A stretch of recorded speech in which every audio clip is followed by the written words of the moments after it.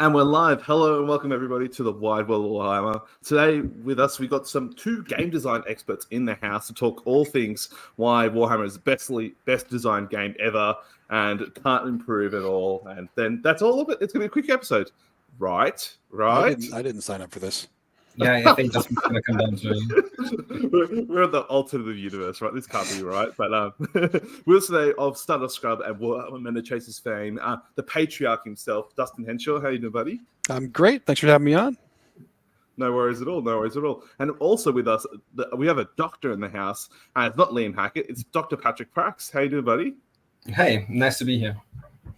Yeah, no worries. Nice. Thank you for coming on. So these two fine gentlemen work in the game design industry in various forms. So Patrick from an academic perspective and Dustin from various experiences. But I'll hand it over to them to explain a bit about themselves and how they got into 40K. And we're going to talk about all things game design and how, I guess, Warhammer can improve or learn and where they do well and where they do not. But before we deep dive into everything, so start with yourself, Patrick. People who've never heard about you, like, how long are you playing Warhammer for? And then, like, what's your background with game design? Sure. I've been playing Warhammer, I think, now for 4 years, competitively, maybe 2 years. I got into it because I moved to this new town, Gotland. Here, it's like an island in the Baltic, so I live in Sweden. And I wanted to meet some people, went to my friendly local gaming store. People were playing, and I was like, hey, this looks nice, right? Sort of that kind of thing. Same story as everybody. As a teenager or as a kid, I had some miniatures, could never afford that. And then, hey, now I have a little bit more disposable income. So that side, right? Then the other fairly average thing during Corona, 40K on TTS became a possibility. So that's where I really started playing competitive games. I've been to 2 real sort of competitive tournaments in Sweden where there's like a really lovely scene, and that was really fun. And then on mostly Copenhagen, I've also been playing a little bit with some of the people from Sweden in a team event, but also on singles. I was lucky to win last season's Copenhagen tournament and also managed to be playing in the semifinals for Travis TTS Invitational.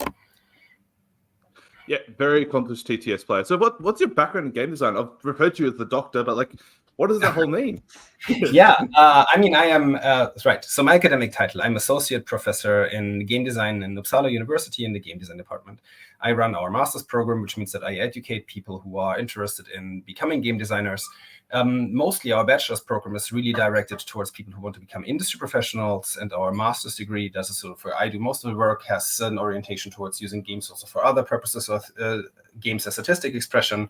It's a lot about critical game literacy, understanding games and their role they play in society, games in society, critical media literacy, these kind of things.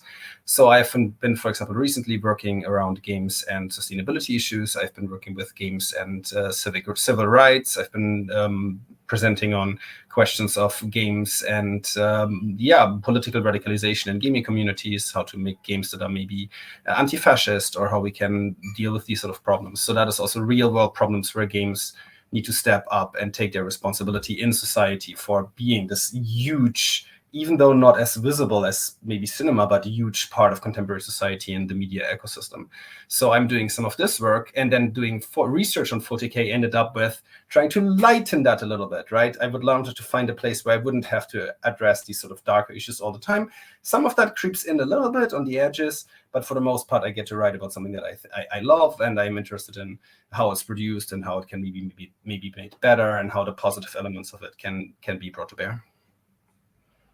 Just a little bit, right? Just a little bit of experience. Bloody hell, that's quite a hot topic. Bloody hell, that's amazing. And obviously, a career worth of studies, which we'll all have linked down below. So for people who want to experience and learn a bit more about what Patrick's work is, and we'll obviously touch on as the conversation goes. But Dustin, so how long have you been playing 40K for? Obviously a podcaster, so you've been in it for a while, and obviously an expert in all fields as your podcast and know everything, right? Everything about anything. Absolutely, for sure. I've been in it since Rogue Trader. So I've been playing for most of my life, to be honest, but I didn't really get into competitive 40K until probably 7th edition. Like I got out of it a little bit in 3rd edition, came back in 5th. That's when I started finding out that there was actually a competitive scene in 40K, and it kind of interested me. But it wasn't until 7th edition that I was like, okay, this is something I actually enjoy a lot more because I was a fantasy player before that.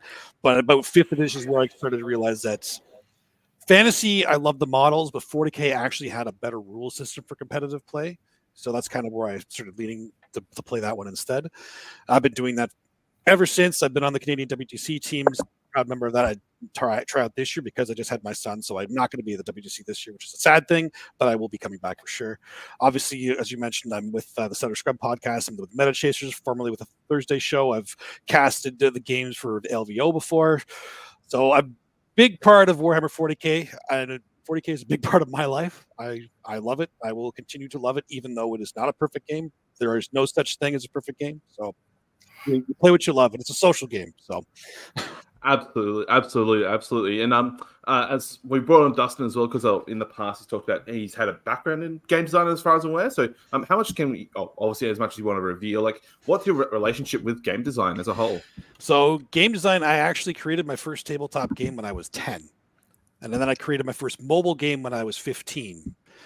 Now, this is not going to sound very impressive because nowadays, everybody and their mother can just make a mobile game off their computer, no problem. But we're talking about, I'm old now. So this is like back in the Warcraft 2 days when mobile was not a thing. So I'm very proud of that fact that I made it in high school.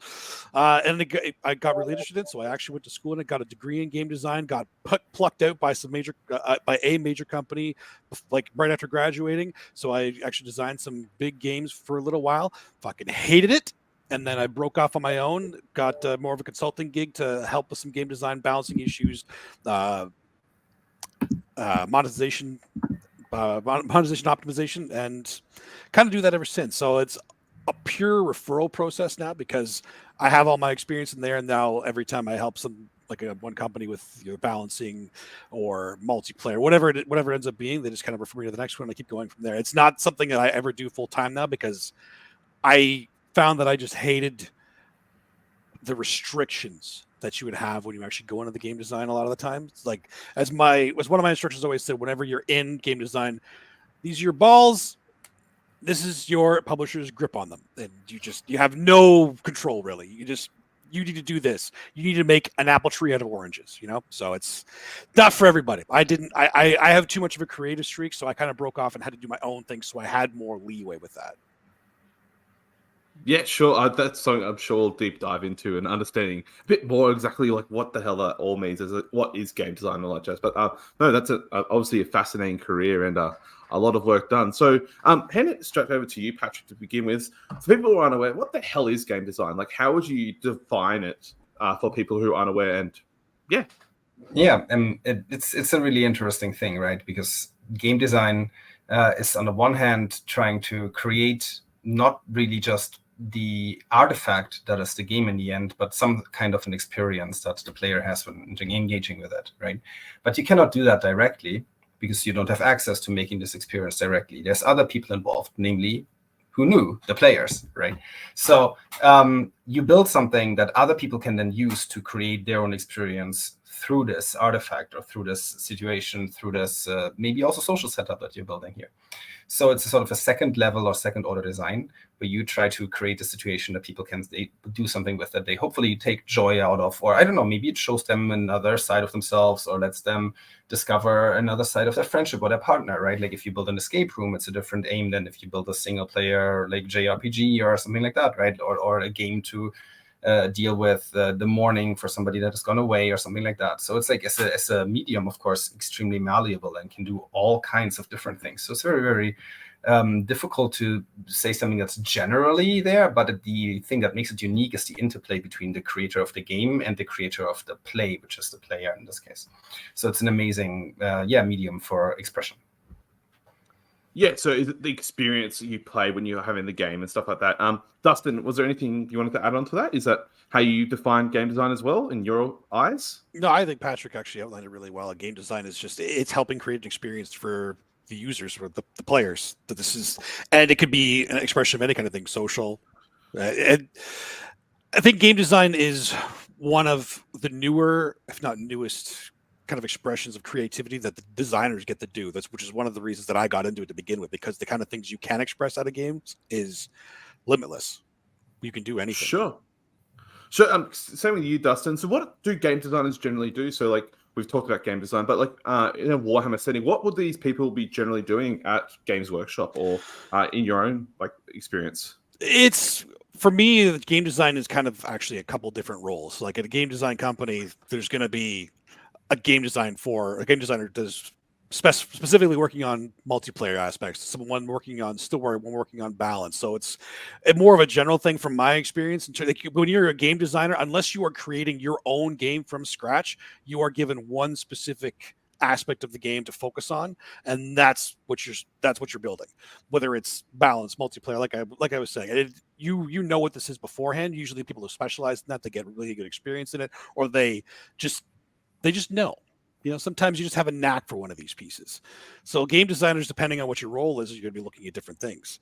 So it's a general question, so it's hard to answer in terms of what do we look at, because you're going to be looking at different things based on what your job is, right? Or what your specialization is. I don't know if Patrick has different experience. If you're teaching things out there, then tell me differently, by all means. No, I think you're sort of relativating this question is exactly what I would have done, right? So what does a game designer do? It's like, yeah, that highly depends on which kind of setting. If you do your own auteur indie game, then yeah, you might be able to do everything, which has its own ups and downs. In other areas, you might be limited by, as you already pointed out, maybe the interests of your publishers or other limitations. And I think I would like to really come back to talking about what I think the limitations for game designers that are working on 40K are. Some of the things that we have recently seen there that show a little bit the hand of the conditions under which these people have to design games, which is, I think, quite limiting, on top of the insane pressure of producing all these rules, all these texts on deadlines and trying to hit that moving target that is the 40K meta added. So it's basically an impossible task to start with.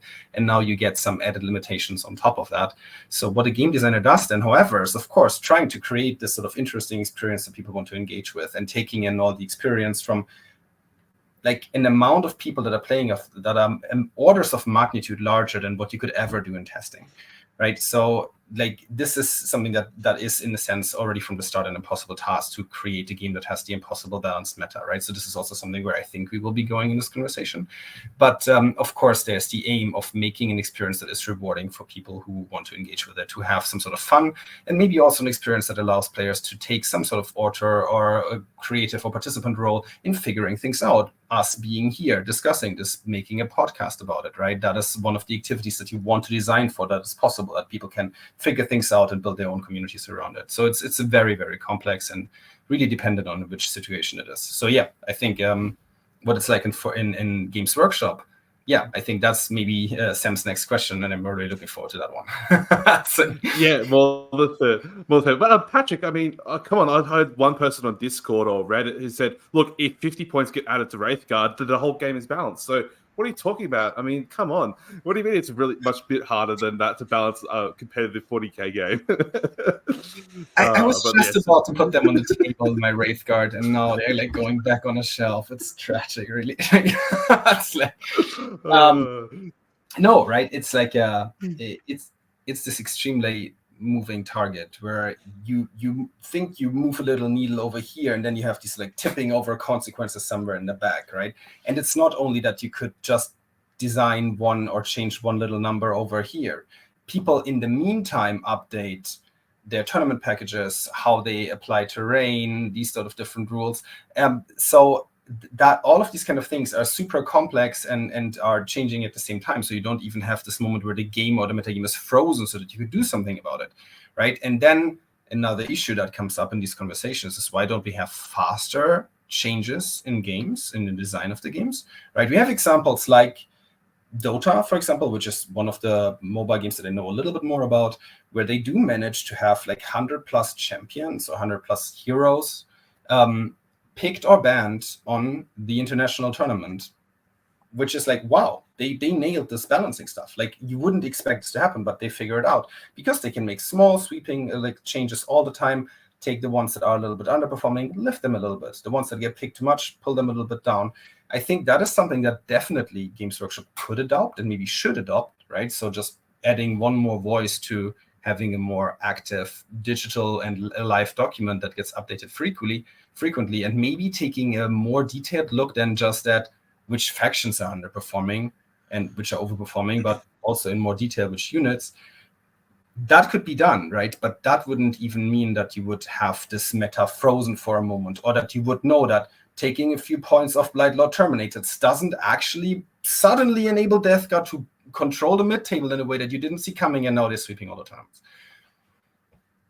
Yeah, sure. So we're going into it also a bit there, but a fantastic example. So I guess maybe handing over to you, Dustin. So why don't Games Workshop maybe potentially just do exactly what video games do, and like as Patrick uses an example with Dota, update things frequently, and like what are some of maybe the limitations from a tabletop to the video game industry of balance patches and stuff like that? Well, like Patrick was saying, it's a moving target, especially with the tabletop game, because they only are moving to digital updates now. And people need to realize, too, this is the most frequently 40K has ever been updated. Like, if you've been in it as long as I have, you should be pretty excited about the things that they're doing right now. They are doing it pretty regularly. Now, they're obviously inexperienced in doing it like this. Like, the first couple balance data slates that they ever did were phenomenal. They've since tapered off. they've missed the mark a few times now. And like Patrick was saying too, the points are usually the go-to because it is the easiest thing in their minds to balance. The problem in my mind right now is that points, they need to be standardized, because right now it's completely arbitrary in a lot of cases. Like, oh, this thing's being taken a lot, or we think this is broken, knock up the points or knock down the points. This thing is not being used right now. There's no system, there's no formula for how points are assigned to units, which I think there should be. And it would be a lot easier to balance these things, because right now there are things that have the exact same stat line, the exact same abilities, that are different point costs. That should never happen. You just need a standardized way of points. Like, this is the standard stat lines, 3 toughness, 3 strength, whatever, 1 wound. That's 1 point. And then as you start adding stuff, you start increasing the points of it. I've done this kind of formula before, because I think that's the best way to do it, because again, they always go to points of this, and instead of just licking their finger and seeing where the wind is going that day, like right now it feels like some of the times they're just licking their finger and sticking it up their ass, because there's no thought behind it. Like, let's just up the points of a harpy by 50 points because they create free spores, and biovores are really popular, which ironically I was actually really happy about that specific change for a while, because they realized that creating free shit should be more expensive. Awesome. So Harpy went up, Bioware went up, but then the spores just didn't go up, which does the same thing. I was like, they almost had it. But that's really what it comes down to, because they have limitations in terms of video games. People are constantly playing, so they have a much larger data set too.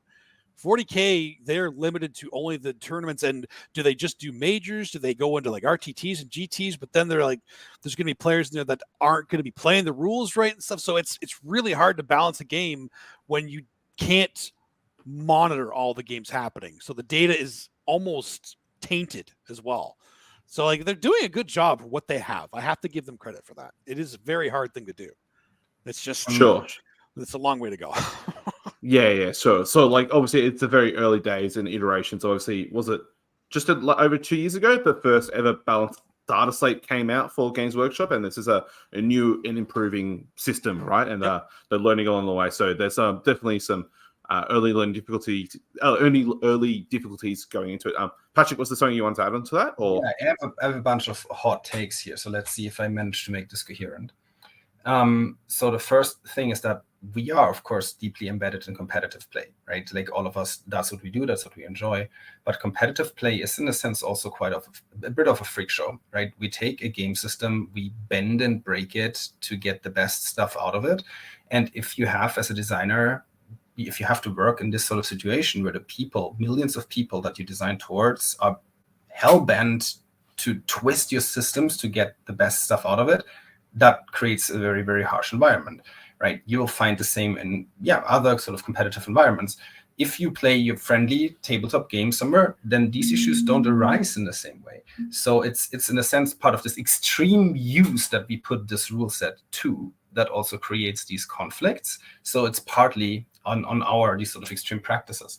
The flip side of this is, however, that I think that creating something like 40K, where I think their logics in approaching making rules is like miniatures first, sort of mood and lore second, and then rules third. And in a way that makes sense to me, because I think that's also how many people approach it, with the lore and the stories being interesting, but them being a company that sells miniatures. But I think this is something that we see it makes sense from a business perspective, but it also means that the person who makes the rules in the end is sitting in front of a heap of limitations that they need to adhere to. So one of the things to consider is, right, 40K only uses 6-sided dice, which is a strange choice because it means that you have to roll buckets and buckets again and again. But that's a decision they take, right? That's one of their design. That's the rules when you enter Games Workshop. One of the rules that is above the door, right? Other things that are now there as well that I think we can say quite clearly is the miniatures that you buy in a box have to be playable this way, right? That wasn't a choice that necessarily the designer took. That was a marketing choice, right? My son is playing Harlequins. He goes like, what do you mean I can't put fusion guns on my dudes anymore? That's killing like half of all the play styles of the army. And I was like, yeah, I hear you. I don't think the person who designed the Harlequin book liked that change. I think that was handed to them by the person who said, that's in the box.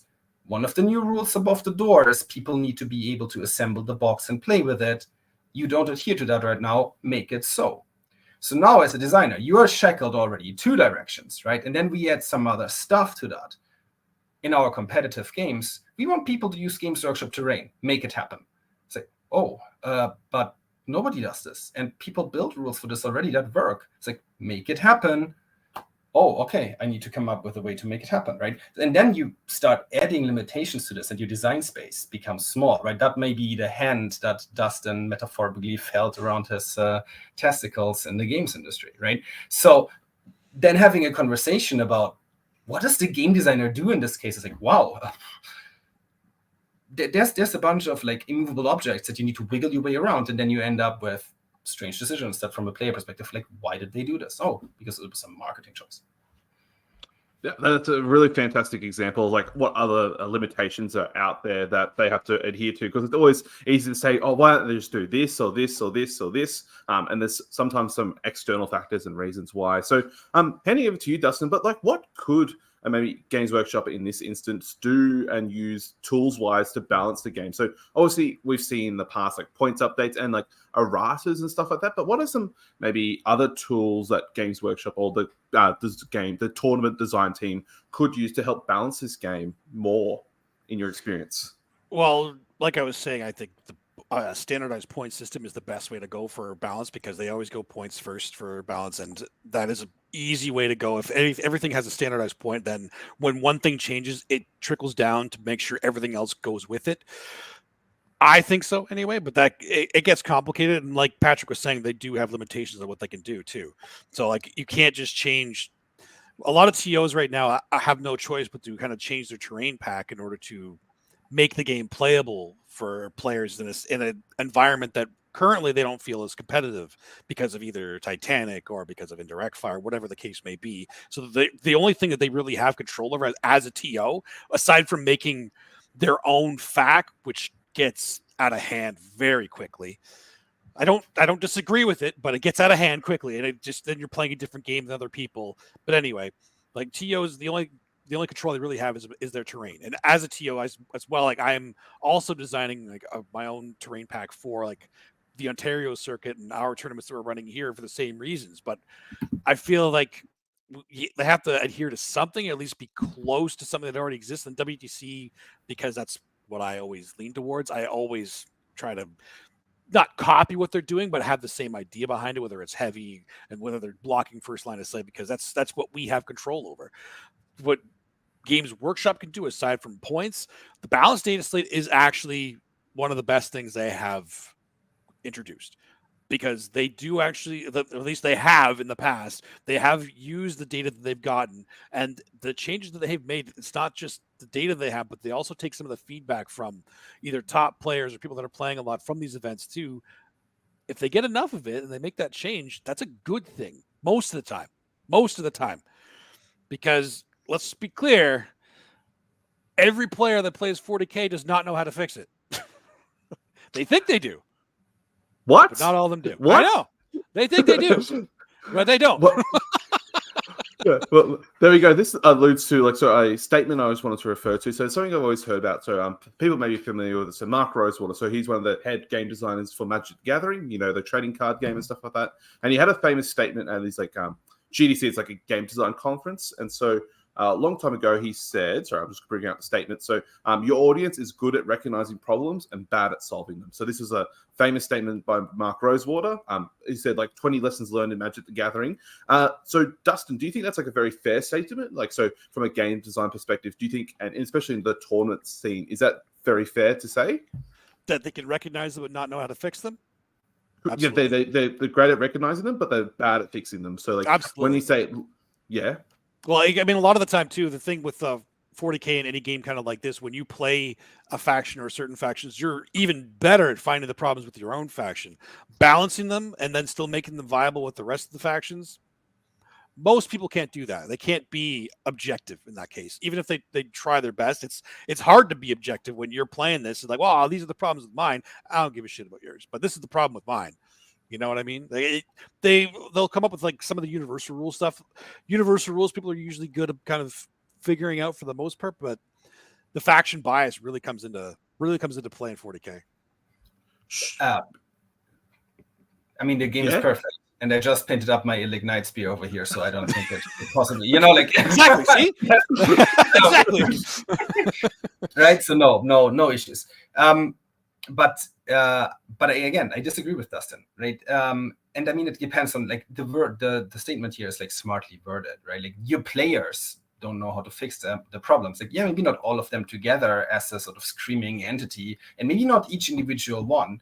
But let's look at Magic the Gathering for a second. How do people play Magic the Gathering nowadays? Do you know? It's a combination of online, over the tabletop, and just kitchen magic, as they call it. So kitchen magic for people who never played is just casual. So at your home. The most played or most sort of, I think, popular mode right now is Commander, right? And Commander is a version of Magic the Gathering, if you want to be generous and call it that uses 100 card decks instead of 60 card decks, uses singletons, so only a single card instead of 4 copies of each, because the standard version of Magic the Gathering that was competitive was curated, had a standard rotating, building the company building a competitive game with all the sort of bells and whistles was stale, very, very limited, had 3-4 decks for a while that were beating each other in a circle jerk, and that was it. And nobody wanted to play that anymore. So the community made a new game that was played, yes, with the plastic pieces that are Magic the Gathering cards using some of the rules, but also used completely different rules and mechanics, and called it Commander. And then Wizards of the Coast started printing cards that have interactions with Commander rules or have specific Commander decks that are coming out. So they are basically now starting to sort of claim ownership over a game that they haven't even made, and can do so by virtue of having the ability to build new cards and writing things on them that most people will just go okay, I play with Commander, I play Magic, that stands on the card, that's a rule, right? So they don't even have to really negotiate for the legitimacy of them taking over this game that other people, the community, has built, that is now the most popular way of playing with their cards, right? They just grab it and control it by virtue of, as Dustin pointed out, otherwise, if you make a fact, you don't even play the same game anymore. So they control the platform to people being able to even get together, to forcing some sort of coherence, right? The same thing happened if you look historically at games like football, where there was many diverging rule sets, and at some point having a rule set that people can get together and play without first having to sit down and going through the faggot, that just beat everything else, because people in the end don't want to lawyer rules. They want to sit down with their miniatures or cards or whatever it is and play. Right? So the sort of real thing that the company brings to the table is here the unifying hammer of saying this is what we play, but not really the creativity or the innovation or finding the good new things. This is typically the community, and that's holding strong historically over different genres. MMORPGs have been designed by players and then copied by companies, polished a little bit given the 3D environment and the 3D interface, and sold. Big EverQuest, World of Warcraft, all of them are based on a project of 4 students from the Copenhagen Games University who built DQ Mud before. basically using numbers and using design features 101 just translated over with a 3D visual front end. We see the same things here, right? All the scoring strategies, all the sort of building these sort of interfaces for functioning competitive game, they come from ITC originally, right? Then they have gone through some iterations with these sort of people in mind. And now, yeah, Games Workshop hires some of them, but it's not really possible to say that Games Workshop is the ones that make the rules and the players don't know how to fix them. Games Workshop is looking at what the players are doing and just skimming the top of it. The creativity, the innovation, that is with the players all this time. Maybe it's more relevant to ask, why do we need Games Workshop? That's a good question. I mean, we could go to a philosophical topic. I mean, Patrick, I want to get my plastic crack eventually, right? Without Games Workshop, how am I supposed to get my plastic crack? I mean, 3D printers. Look, yeah, that's a great little tangent there. So, but I think maybe some obviously worthwhile mentioning is why players are bad at resolving these issues is because, as we said, the balls which are gripped, look, those game designers are gripped by balls, but they may know how to mitigate these strategies. So, yes, you may suggest, like, for example, I mean, indirect fire example in 10th edition right now is not where we want it to be. And maybe a lot of its suggestions have been, look, why don't we go back to 9th edition where we had -1 ballistic skill and +1 save as the alternative, because we all found that as a very good balancing mechanic for most part. Like, it wasn't perfect, but it worked for the most part. And like, why wouldn't you suggest that for 10th edition? Maybe that's a game design philosophy which they can't change, or that the powers higher up them is like, no, we can't have that come back into the game because it just got more complicated and stuff like that. So maybe that's good to recognize. But appreciate you, Patrick, obviously noting that, look, players sometimes are actually good at recognizing problems and providing solutions to them. So I guess they don't. I'm just saying most of the time they can't. And I am going to say too that players are better at doing it than GW for competitive play.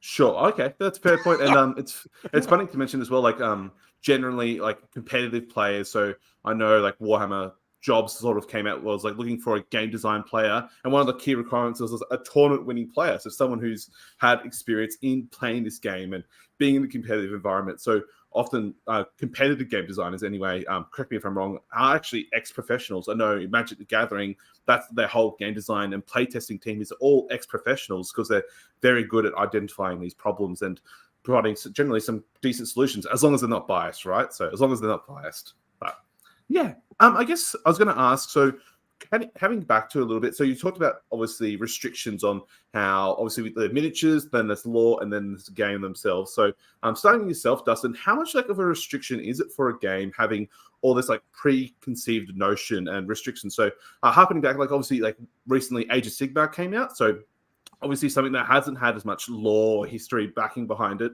compared to Warhammer 40,000 with Rogue Trader. How much of a restriction is it having like this historical, I guess, elements for game designers? Does it like restrict their creativity and ability to expand, or it's not as bad? And I guess it depends on the company, right? It depends on a lot of things. It depends on the limitations you have in the company you're working for. Like a lot of the time, if you don't have lore created, if you have the freedom to make canon, then that is like the best job ever for a game designer. If you have free reign and you're good at it, then it's the best thing ever. It's incredible. Chances of you having that, especially with a company like GW, very slim. Like they're going to have maybe half a dozen people that have the ability to create canon.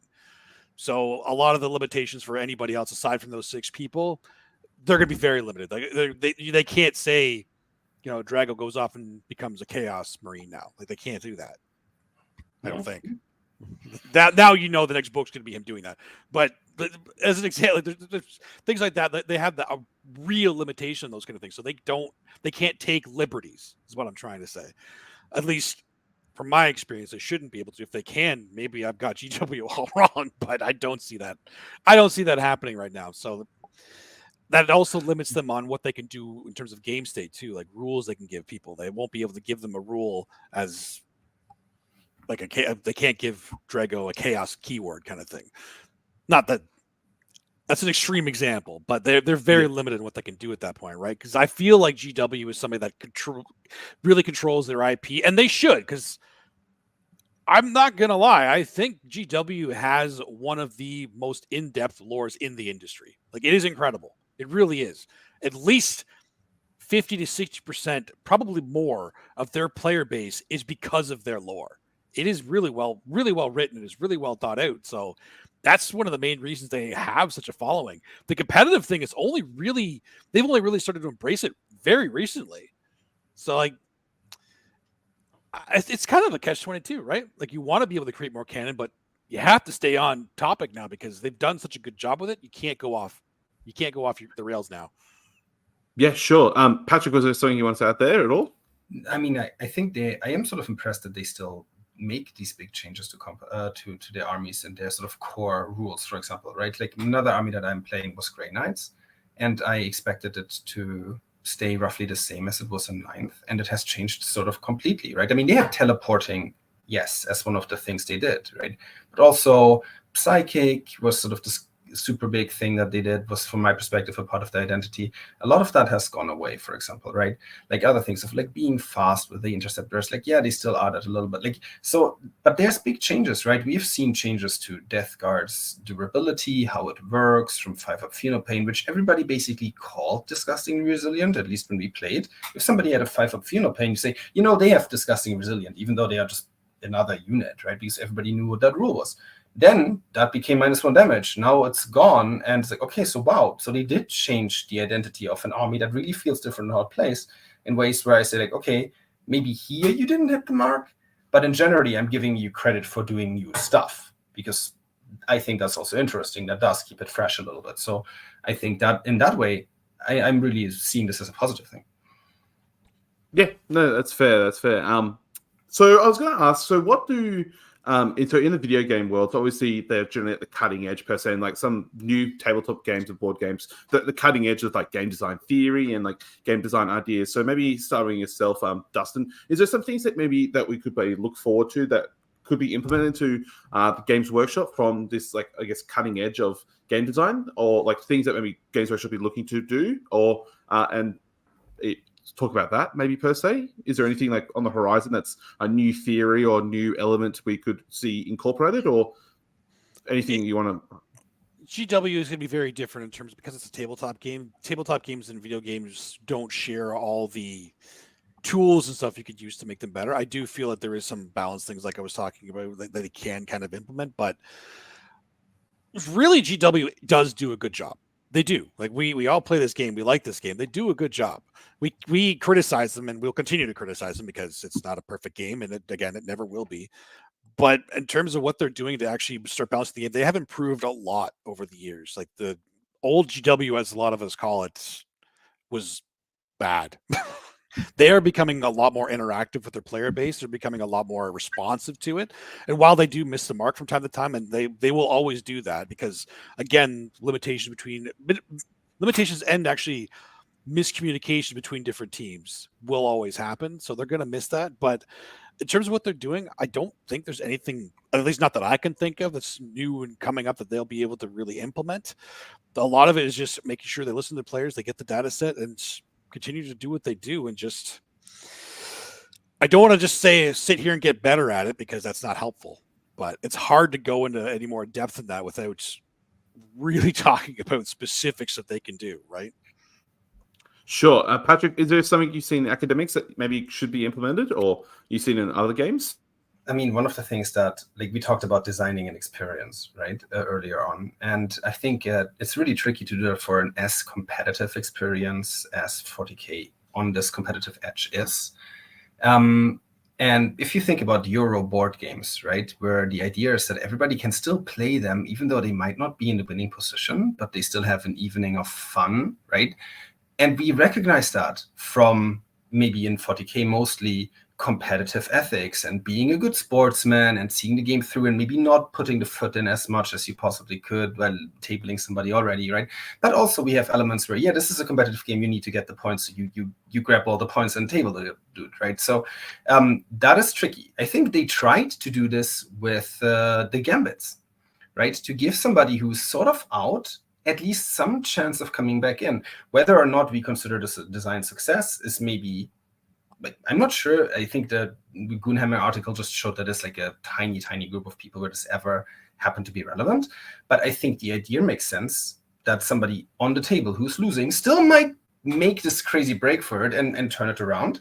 If we want to have that in a competitive environment, yeah, I'm not sure. But from a game design perspective, yeah, I think that's nice because it gives somebody else, like the other player, the possibility to have the experience of not just getting shot off the table because the Knights got first round, right? And that's something that you also think about that perspective. So they do new things here, right? They do constantly interesting things with collective storytelling in their sort of narrative modes, which could there be a way of taking that in competitive? Maybe that could be interesting, right? Team competitive is already something they support now, which is cool, right? You get all the social things from, for example, WTC or the American Team Championship, or hopefully more events online or in Europe as well, which, yeah, that is really a next level of meta gaming, of being social, of building communities. And I think they will probably soon as well support that. And yeah, I think that is really the cutting edge of this, like allowing people to build these things around it. No, that's fantastic. I really appreciate that, Patrick, and great analogy as well. So, I guess a term that's often used in, I guess, the game world is power creep. So, maybe an expansion of lethality or whatever the game is. Is this a thing that's actually used, I guess, in other games? And is this actually a thing that's intended? So, starting with yourself, is this something that's generally intended for games to have power creep, or is this just sometimes the nature of how things resolve during a game? Oh God, it better not be intentional. Are you teaching people to do that, Patrick? Is that what you're teaching them? It better not be. No. Power creep is awful, but it's very hard to get rid of it. It's power creep is just older rules. Like when a new stuff gets updated and generally made better. When it gets updated, it's made better. Like usually when things are updated, they're not going to be making worse. Usually. But it means the power creep is referring to the old ones that are now out of date. So some cases the power creep is so far as like old codices, like back in like 3rd, 4th, 5th edition, there were codexes that were 2 editions old. That's power creep. Like to the fact that you couldn't even read them the same because they were outlined differently. It's not a good thing. It's just hard to balance that unless you're constantly up. In order to fix power creep, it's like every single time you update one thing, you have to update everything. While that would be ideal, that's not viable. Like that's something that's very, very hard to do with the amount of factions, units, and stuff they have. While sure it's possible, I can't ever see them doing it. It's just that's a lot. It's a lot. Yeah, sure. So, and like as you said, like that model of maybe implementing, so when things change, their points are updated to amend. Obviously, play around this like parameter, like 2,000 points. Maybe that's something they can do is like retrospectively, like when the new Space Marine Tyranny Codex come out, they try and uplift someone else along the way. Is the theory, right? Well, it's one of the things that I was saying in terms of if you get a standardized point system, then when anything changes, it automatically will affect all the other things that have the same ability or the same like stat line and stuff. So it actually makes it a lot more streamlined, which wouldn't fix power creep, but it would help a lot. Yeah, absolutely. And I think so. It was worth mentioning. I think actually in Age of Sigmar 2.0, it's actually worth mentioning. There was like a point in time where they could actually calculate. I think on the back end for that game, they designed it so people of a certain caliber were around this certain point structure. I know people in Age of Sigmar community talked about it. I can't confirm it for 3.0, like with their newest edition, but at least it's something that's in their mind per se. Yeah, but who knows? That's good. Yeah, it's in their mind. So. Like there's a game system that's called Open Combat, for example, which is meant for small scale skirmish games, which has where each ability is like costs a certain amount of points, and you have a budget of 100 points, and you can build your characters with that. Right? Basically, one attack costs 1 point, one damage on that attack costs 1 point, right? And you have that standardized, and then everybody can build their own group of things, have them represented with miniatures on a table, and play it. And I think that is there's certainly a way to do it. It does lack a little bit the sort of unique flavor factor, right? Like, I mean, I absolutely hear your point, Dustin, but I also feel that if I play Death Guard, I am okay with having to pay more for speed than if I play Harlequins, right? Even though it's the same unit, but it's a different sort of design philosophy, right? How much do you want it has to be symmetric or asymmetric, or where else you would have the asymmetry coming from? I do agree with Dustin that I don't think there's a lot of power creep in 40k, right? I mean, what are the Eldar Dark Reapers have come out? They're horrible, right? Even though they have a new model, which is, I mean, maybe good because they did horrible things before that, right? But I don't think that every time there's a new model, they make the rules amazing to sell it. I think that is a gross oversimplification. So then there's other questions that we can ask, like, are we fading out original firstborn Marines versus Primaris? I'm not exactly sure, right? That is sort of long-term questions of, do you need to support a backlog of models from 25 years, right? It's a different sort of really manufacturing already question. But I think power creep is fairly under control in 40K, right? I think they got screamed at a lot with Tyranids, Dark Eldar, and the Eldari Codex, and then Wotan coming out last edition. But they said, well, we tried them against each other, and that felt kind of okay. I was like, yeah, I can see that. If you played Eldari before you nerfed the combat shoot and move shoot, like so that you could still move over terrain, and the new Tyranid Codex and the new Wotan Codex, then yeah, they were all so crazy in the stratosphere. But if you tested them against each other, I can buy that story, right? Like, that, I don't think that was power creep. It was just like, okay, something went wrong on how you set up your testing. But then we compare it against like the early edition Death Guard Codex. That's when it's like a different scale of level. So that's where the issues do arise. So I guess my question is, so Dustin, you alluded to before, so video game design and tabletop board game design, the experiences from each can't be translated across generally. Can you expand a bit more on why you can't translate a bunch of those experiences across? Or why the video game design is different to tabletop board gaming design? Well, a lot of it is just because of the data you can collect. If you're playing an online game, it's a lot easier to collect accurate data from it. That's one of the things that I find in terms of the tabletop games, when you're talking about balancing and design, you have all this data that you are constantly getting that you know is accurate because it's on your system for video games. Tabletop, it's a lot more circumstantial. If you have two players, if you listen to Stud or Scrub, Jimmy and Bimmy playing in their basement, and they submit a bunch of data to you, that's not going to be the same as Siegler and Chester playing at top table at LVO, right? It's going to be a lot different in terms of what they're doing, what they're bringing, but they both go into the same data pool right now for what they're doing.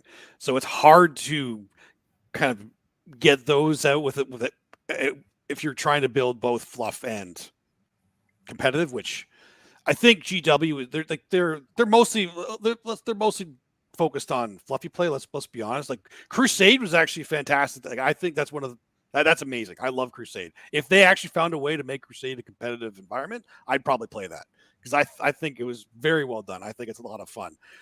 It's the competitive side of things that anyone would struggle with because of the data that's coming in. It's hard to make a balanced competitive game when everything changes every week, and you have TOs making their own facts, they're making their own terrain sets, so it's skewing the data as well, right? Video games, it's all pretty straightforward. You can't do all those things and leaving mods out of it. That's a whole other thing. But they have all the data there, so it's easier to kind of interpret what's being done than it is at a tabletop game, which is unfortunate.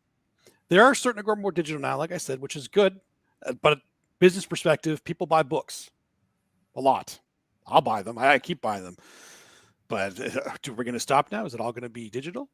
Is it going to be easier to track this stuff if everybody puts all their stuff into BCP? Or it's going to be the same problem too, right?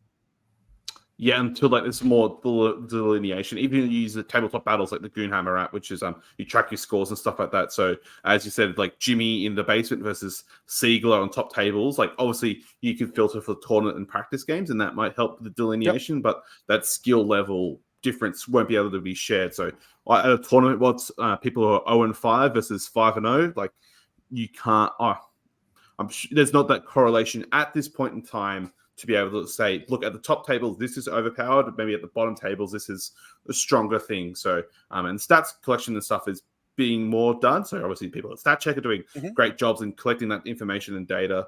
But I think it's not all correlated and informed just yet. But hopefully in the future, maybe that could be something that could be collected. It's something people are working towards. And it's going to be great at some point. It's just, it's hard to do. Yes, it is exactly. Hard to do. So, and yes. Go, Patrick. I completely agree with you. I'm not sure if I necessarily want to only balance for the top tables, but I think it's hard to do anything else because if you don't do it, then that's where it shows the most, right? Mm-hmm. I think you will always have armies that are working very, very well in your local game store because they function really good at that skill level of play, right? And others that will outperform them once you go to the winning tables on a tournament somewhere. But the other thing that sort of plays into this also is that if they are balancing for just the best players, then some things might become super complex, super hard to play, right? If Richard Siegler says that, hey, AdMech is my level of skill because I want to be able to have all these buffs and stuff, and for somebody else who has the army picks up the book, I was like, I don't understand how this sort of connects. Like, what do you do in the command phase, right? And it's like, okay, so is this a success? Is this a problem, right? Like, do we now lock somebody out of the miniatures they collected? So it's an interesting thought. Yeah, absolutely. And I think it's also worth mentioning. So we'll harken back to Magic the Gathering. Funnily enough, so it was a couple of years ago. So in the competitive environment, there was like a form or a meta or a deck which was powerful, but it actually didn't break the win rate percentages. Like it was like 53, 54% win rate percentage essentially. But because of this deck, it actually like I guess was so toxic to the rest of the meta that the competitive environment got ahead of it and said, look, yes, this isn't actually beyond our barriers of win rate percentage. However, because of this one archetype, it tarnishes the rest for a more balanced competitive game. So I think it's like almost uber gatekeeper per se, obviously right now. Like Imperial Knights per se could be seen as a gatekeeper. It's like, can you stat check it or not? And then that may affect the community or a matter as a whole. So it's worthwhile looking into. And I guess handing over to you, Dustin, along the same idea of maybe balancing and stuff like that. What are some things other than win rate percentage that maybe Games Workshop and people should be looking at doing, I guess, balancing around? Like, is it a community vibe, or like what are some things and elements that people should be looking at for game design balancing? It's hard with this because I think Patrick made a really good point with Dota earlier on in terms of like it's easier for them to adjust stuff when they see the ban and pick rate of different champions and stuff. Can we do that with units that are being picked in 40K? We should be able to. We absolutely Patrick should be able says yes. to. Yeah. Like, Do you mind, Dustin, explaining what the hell is a ban and pick for someone who never played a MOBA in their life, but understand it roughly? Like, what is a ban and pick? Do you know, Dustin? Yeah, sorry. So, like, ban and pick rate, like when you're going into a game before everybody picks their for a MOBA specifically, everybody's picking a champ in order for their positions or whatever. But before all that's done, there are bans to champions. So, like, each team gets to pick whatever, like 3 champs that you cannot pick these guys. They are not going to be in this game. No. And pick rate is percentage of how many times they're either picked or banned, pick or ban rate. So if something is banned or picked every single game, that's too good. So it needs to be brought down a little bit. If something is never banned or picked, it's not good enough. It needs to be brought up a little bit. So it's something that's similar. It could be done in 40K. Absolutely. We're getting into the same issue of like, do we do it for top tables, bottom tables? Do we do it for both? Because there's going to be people bringing everything from all facets of it. So if something is never taken, maybe that's like if never taken or always taken, that's a good way to start. Maybe this thing needs to be buffed up or brought down a little bit. So, I mean, if we can start getting that data on all these things, which we have the data, it's just hard to pull like specific units out without manually doing it. You guys, a stat checker doing God's work, but it's something that we can absolutely do because it could help really identify all the major problems, both high and low for factions. And I think the faction win rates, while it's interesting to see, I don't think it really solves the problem. Yeah, sure. That makes sense. Patrick, you when you were mentioned ban and pick rate, you were thumbs up. You're all aboard. So yes. Elaborate more on that? No, absolutely. Right. And with a small caveat that we get to in the end. Right. But yes, I think that just looking at factions is not enough. Not because that's not the right place to start. I think it's the right place to start for competitive. But again, this is like on Tabletop Simulator, where I mostly play, that would also be okay. Because if I want to have 3 Bloodthirsters, then whoop, whoop, whoop, here they are. Like, great, right? But in reality, that's not the case. So if I have my beautifully painted up Wraith Guard, and I'm looking forward to putting them on the table for the first time, and now they aren't playable, I think they're still playable, but right, like now they aren't playable anymore, then I'm going to be sad, and I cannot use them, and I put money. It's like, so I think going only for power levels of armies is just not enough in a situation where people have these physical things. So I would like to expand that, raise the sort of barrier that, or the level that Games Workshop holds itself accountable for, and go down to internal balance inside the codex.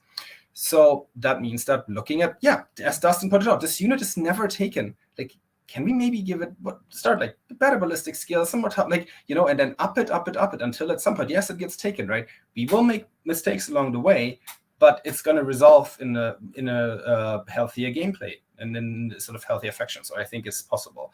Then we have limitations like faction abilities. Something is amazing because you can shoot at your Oath of Moment target in Space Marines right now. If that goes away, then yes, the entire thing tumbles the other way again, right? Like in Eldar right now, because of expert crafters, your 2-shot slide Bright Lance is amazing. If that goes away, this thing won't be good anymore. So there's layers of rules on top of each other that make it tricky to do that internally, right? So I'm not saying it's easy, right? It's not as easy. Oh, just up, not perfect. Like, it's complicated, but I think it would be something that we should try. Yeah, absolutely. And I think to harken back as well, so something that actually happened in Age of Sigmar community, and the more I talk about Age of Sigmar, I was like, why aren't we just playing this? But no, that's a whole different discussion. The models are definitely prettier than 40k. There's no discussion there. But in the Age of Sigmar community, there was a person who created a website who, like you talked about, ban and pick rate. So it compared army lists across tournaments and like what the most common taken in. So in like what's a flesh eater court, so they're the ghouls and stuff like that. Like, how often was this unit taken, and then and it often compared on when people uploaded lists, how unique it was in comparison to tournament lists. Like, did you take a different detachment ability? Did you take this unit instead of this one? And like compare the results. So it's something that's definitely happening, or in Age of Sigmar at least, and maybe hopefully in the future, maybe 40k can replicate a similar thing. And I know Rob the Honest Wargamer, with the initial Age of Sigmar in 2.0, he actually did for the teams event bans and picks. So before, like, teams were lined up, they would prepare like 5v5 or whatever, and they actually went through a ban and protect stage. They protected units and they banned certain units. So for example, in 40k, ban the Wraith Knight, but I want to protect my Autarch Wayleaper, for example. So that's what people could do. And it was like, it developed an interesting meta and an interesting environment. But I guess, look, 40k is already long enough. We already have 2.5, 3 hour rounds. If you had a whole ban and pick for a whole event, oh my God, that would take for absolutely forever for each round. But so I don't think we want to make the 40k game any longer. I mean, if you want to, like, kudos to you. You can go play, what's that massive version of the game? Apocalypse. You can play Apocalypse for yourself. So no, that's a fantastic and really insightful. So before we wrap things up, I just want to talk about playtesting. So how important is generally playtesting in like tabletop games, and like where can Games Workshop improve with playtesting? Is it good that they sort of had the secret cabal of playtesting, or is open playtesting generally seen as more favorable? When we starting yourself, Dustin? So playtesting is, I can't emphasize how important it is. It's, I mean, we pay dozens of people in the video game industry to break our game specifically. Like, please break it. Don't enjoy it, break it, because we need to find all the holes in this. It's something that's similar that we want to do with 40k. The differences between open and closed, I think GW would save a lot of face with open, because the players that can actually make these suggestions, if there's enough people that are playing it too, that are testing it, they have this access, they will find the gaps that you won't think of. That you need like a hive mind aspect when you're talking about game balance or just testing game in general. The more input you get can erode things, but you want to make sure you're getting that input so you can.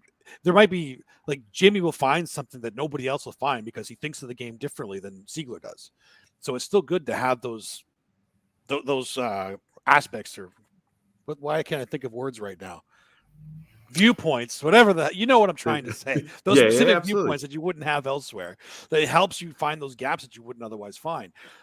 GW could be the best game design company in the world, and they will not ever be able to find everything. That's what the public and the player base is for. They're creating a game for these players. The players will have good input, and it's important to do that, I think.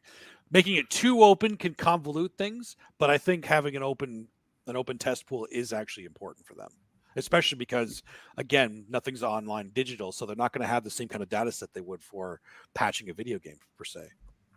Yeah, sure. And like, the open playtesting isn't a foreign concept. I think it was an 8th edition where they released the Sisters of Battle Index. So there was, like, in the chapter approved at the time, there was an actual beta copy of the Sisters of Battle Codex, essentially. So yes, there was a limited rule set, but they're allowed for open testing, and I'm sure some rules, interpretation, and feelings out there. So it's not a foreign concept, and maybe something that could happen in the future. But Patrick, what is like playtesting in your eyes, and like how important is it?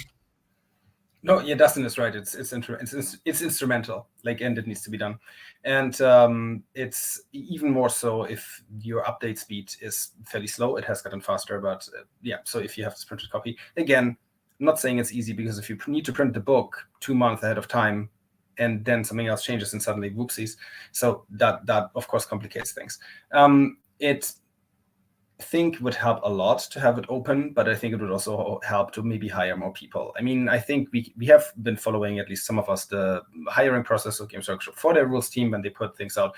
I think they could. I mean, they are a gigantic company that is like one of the biggest exports of the UK, making profits hand over fist. Like, hire some more people.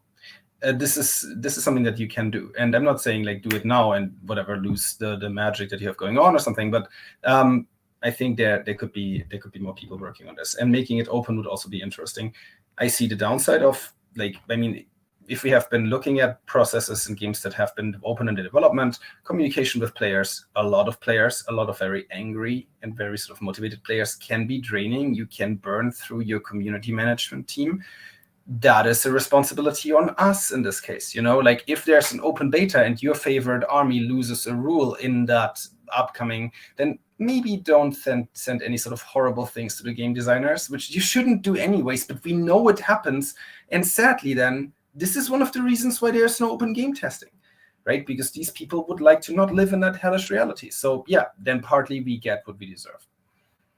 What are you talking about, Patrick? Don't you love getting like random direct messages about how horrible of a human being you are and you're trash and blah, blah, blah, blah, blah? I mean, I would love that, right? No, absolutely not. I could only have the utmost respect for those community managers and stuff like that. So I remember, like, in the Call of Duty days, that's something I used to play a lot, was every single edition of the game, edition of Call of Duty, they'll have a new community manager, or even like multiple during edition, because, man, they would cop so much abuse and like just a lot of stuff. It's a job for not a job for many. So, but as we like sort of wrap things up, so handing over to you, Dustin. So, was there any resources or things you would suggest to people who want to read more about game design? And then also feel free to plug anything else you work on where people can find you. I mean, Patrick would probably be better to know all the up-to-date stuff, because I went to school for it. I don't want to admit how long ago, but it's been a while since I've been there. So any of the stuff that I've been reading, it would be out of date at this point. There's a lot of resources online, though. You can find all the stuff online. You can find it on websites.